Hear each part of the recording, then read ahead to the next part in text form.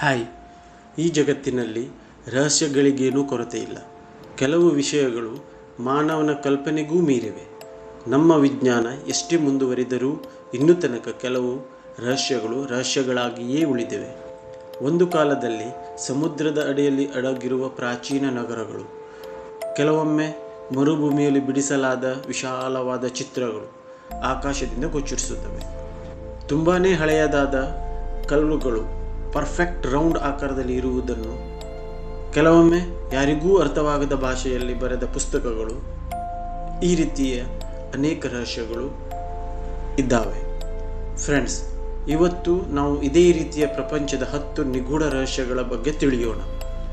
ಇವು ನಿಮಗೆ ಇತಿಹಾಸದ ಆಳಕ್ಕೆ ಕೊಂಡೊಯ್ಯುವುದು. ವಿಜ್ಞಾನ ಹಾಗೂ ಕಲ್ಪನೆಯ ಲೋಕದಲ್ಲಿ ಪ್ರಶ್ನೆಗಳು ಅನೇಕ, ಉತ್ತರಗಳು ಕಡಿಮೆ. ಆದರೆ ಚಿಂತಿಸಬೇಡಿ, ನಾನು ನಿಮಗೆ ಪ್ರತಿಯೊಂದು ರಹಸ್ಯಗಳನ್ನು ತುಂಬ ಸುಲಭವಾಗಿ ವಿವರಣೆಯೊಂದಿಗೆ ಅದರ ಫ್ಯಾಕ್ಟ್ಗಳನ್ನು ತಿಳಿಸುತ್ತೇನೆ. ಆದ್ದರಿಂದ ವಿಡಿಯೋ ಕೊನೆಯವರೆಗೂ ನೋಡಿ, ಲೈಕ್ ಮಾಡಿ, ಸಬ್ಸ್ಕ್ರೈಬ್ ಮಾಡಿ ಹಾಗೂ ನಿಮ್ಮ ಸ್ನೇಹಿತರೊಂದಿಗೆ ಹಂಚಿಕೊಳ್ಳಿ. ಹಾಗಾದರೆ ಬನ್ನಿ, ನಮ್ಮ ನಿಗೂಢ ಪ್ರಯಾಣ ಆರಂಭಿಸೋಣ. ನೀವು ಕಲ್ಪನೆಯೂ ಮಾಡಿರಲಿಕ್ಕಿಲ್ಲ, ಜಪಾನ್ ದೇಶದ ಸಮೀಪದಲ್ಲಿ ಒಂದು ಇಡೀ ನಗರವೇ ಸಮುದ್ರದ ಅಡಿಯಲ್ಲಿ ಇದೆ. ಸಮುದ್ರದ ಅಡಿಯಲ್ಲಿ ಇದೆ ಎನ್ನುವುದಕ್ಕಿಂತ ಹೂತು ಹೋಗಿರಬಹುದು ಎನ್ನುವುದು. ಬಹುಶಃ ಅದು ಮನುಷ್ಯರು ಮಾಡಿದ ನಗರ ಅಲ್ಲ. ಎಸ್, ನಾನು ಹೇಳುತ್ತಾ ಇರುವುದು ಯೋನಾಗುನಿ ಸ್ಮಾರಕ. ಹೌದು, ಇದು ಜಪಾನಿನ ಯೋನಾಗುನಿ ದ್ವೀಪದ ಬಳಿಯ ಸಮುದ್ರದ ತಳದಲ್ಲಿ ಇದೆ.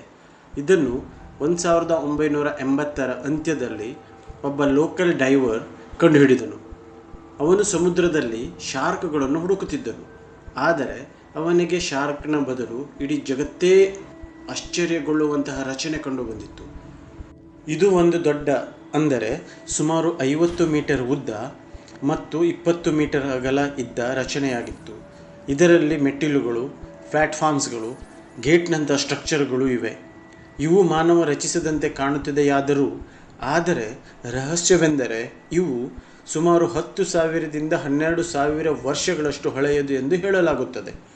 ಆದರೆ ಆ ಸಮಯದಲ್ಲಿ ಬೇರೆ ಯಾವುದೇ ನಾಗರಿಕತೆಯೂ ಇಷ್ಟೊಂದು ಮುಂದುವರೆದಿರಲಿಲ್ಲ.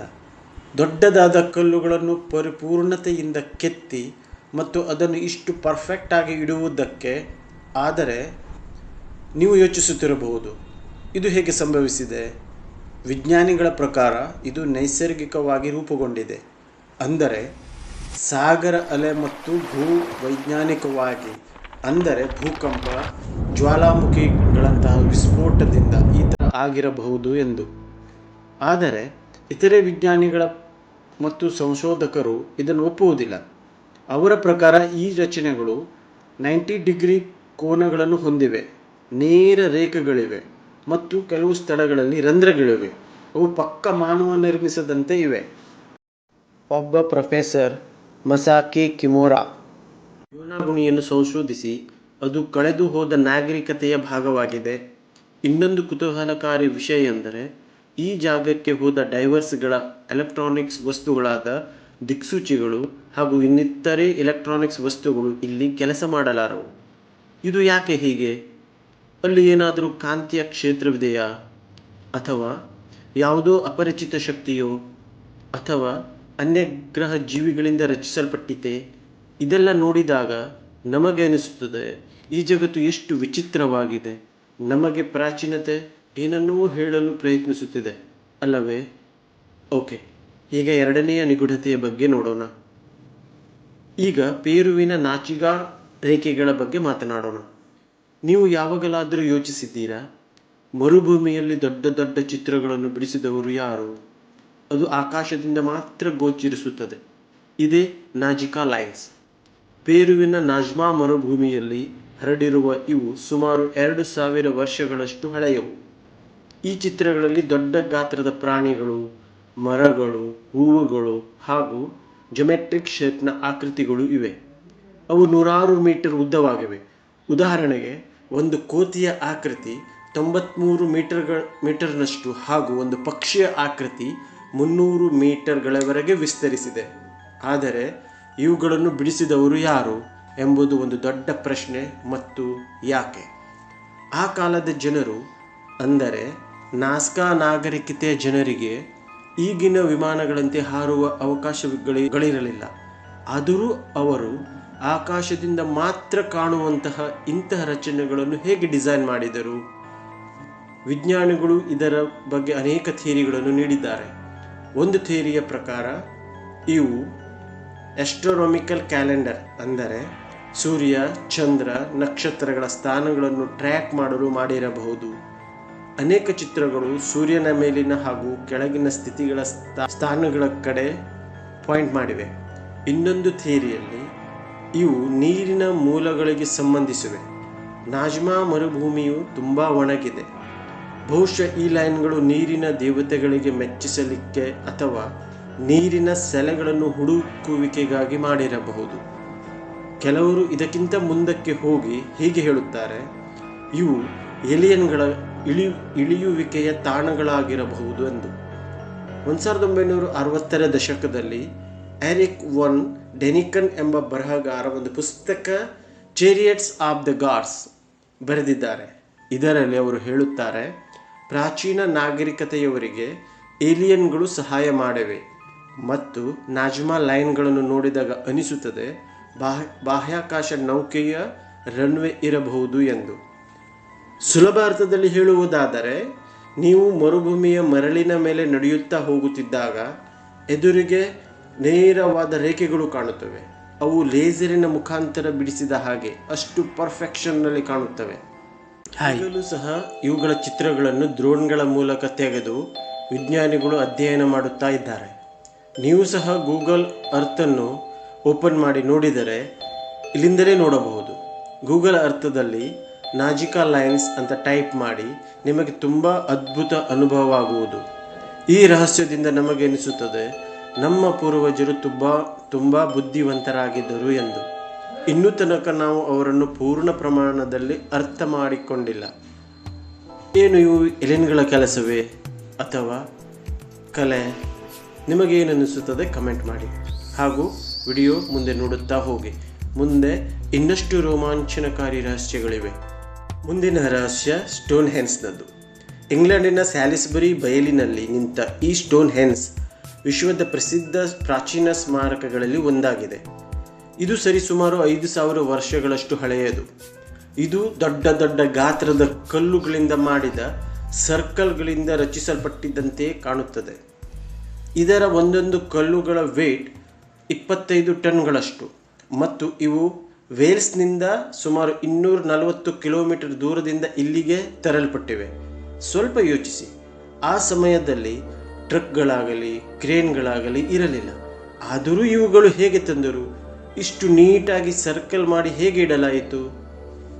ಈ ಸ್ಟೋನ್ ಹೆನ್ಸ್ನ ಡಿಸೈನ್ ಯಾವ ರೀತಿ ಇದೆ ಎಂದರೆ, ಸೂರ್ಯನ ಕಿರಣಗಳು ಬೇಸಿಗೆ ಸಮಯದಲ್ಲಿ ಕರೆಕ್ಟಾಗಿ ಅದರ ಮಧ್ಯಭಾಗದಿಂದ ಹಾದು ಹೋಗುತ್ತವೆ. ಇದು ಪ್ರಾಚೀನ ಕ್ಯಾಲೆಂಡರ್ ಅಥವಾ ವೀಕ್ಷಣಾಲಯ ಆಗಿತ್ತೆ. ವಿಜ್ಞಾನಿಗಳ ಪ್ರಕಾರ ಆಗಿನ ಕಾಲದಲ್ಲಿ ಕೃಷಿ ಹಾಗೂ ಖಗೋಳಶಾಸ್ತ್ರದಲ್ಲಿ ಆಸಕ್ತಿ ಹೊಂದಿರುವವರು ಹಗ್ಗ ಹಾಗೂ ಮರಗಳ ರೋಲರ್ಗಳನ್ನು ಬಳಸಿ ಎಳೆದು ಇಲ್ಲಿ ತಂದಿರಬಹುದು. ಬೇರೆ ಥಿಯರಿಯ ಪ್ರಕಾರ ಇದು ಒಂದು ಹೀಲಿಂಗ್ ತಾಣವಾಗಿತ್ತು, ಅಂದರೆ ಕಾಯಿಲೆಗಳನ್ನು ಗುಣಪಡಿಸುವ ತಾಣವಾಗಿರಬಹುದು ಅಥವಾ ಸಮಾಧಿ ಸ್ಥಳವಾಗಿರಬಹುದು. ವಿಚಿತ್ರವೆಂದರೆ ಅನೇಕ ಜನರು ಹೇಳುತ್ತಾರೆ ಇದು ಮೆರ್ಲಿನ್ ನಂತಹ ಮಾಂತ್ರಿಕರ ಕೆಲಸವಿರಬಹುದು ಅಥವಾ ಏಲಿಯನ್ಗಳ ಕೆಲಸವೋ. 2008ರ ಒಂದು ಸಂಶೋಧನೆಯ ಪ್ರಕಾರ ಈ ಸ್ಟೋನ್ ಹೆನ್ಸ್ನ ಕಲ್ಲಿನಲ್ಲಿ ಒಂದು ವಿಶೇಷಕಾರಿ ಗುಣವಿದೆ. ಈ ಜಾಗದಲ್ಲಿ ನೀವು ಡ್ರಮ್ ಬಾರಿಸಿದರೆ ಅದರ ಎಕೋ ಅಂದರೆ ಪ್ರತಿಧ್ವನಿ ತುಂಬ ದೊಡ್ಡದಾಗಿ ರಾಕ್ ಸಂಗೀತ ಕೇಳಿದ ಹಾಗೆ ಅನಿಸುತ್ತದೆ. ಹೀಗೆ ಊಹೆ ಮಾಡಿ ಪ್ರಾಚೀನ ಜನರು ಎಷ್ಟೊಂದು ಬ್ರಹ್ಮಾಂಡದ ಜೊತೆಯಲ್ಲಿ ಹೊಂದಿಕೊಂಡಿದ್ದರು ಅಲ್ಲವೇ? ಇದನ್ನು ನೋಡಲು ದಿನಾಲು ಸಾವಿರಾರು ಜನ ಸೇರುತ್ತಾರೆ. ಹಾಗಾದರೆ ಏನಿದು? ಕ್ಯಾಲೆಂಡರಾ? ಏಲಿಯನ್ ಸೃಷ್ಟಿನ? ಹಾಗಾದರೆ ಇನ್ನೇನು? ವಿಚಾರ ಮಾಡಿ ಮುಂದೆ ಹೋಗೋಣ. 4ನೆಯ ರಹಸ್ಯ, ಒಂದು ಪುಸ್ತಕದ ಬಗ್ಗೆ.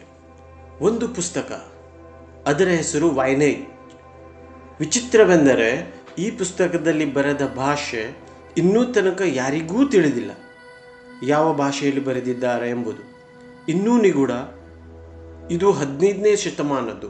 ಇದರಲ್ಲಿ ಒಟ್ಟು 240 ಪುಟಗಳಿವೆ. ಪುಸ್ತಕದಲ್ಲಿ ವಿಚಿತ್ರವಾದ ಚಿತ್ರಗಳಿವೆ.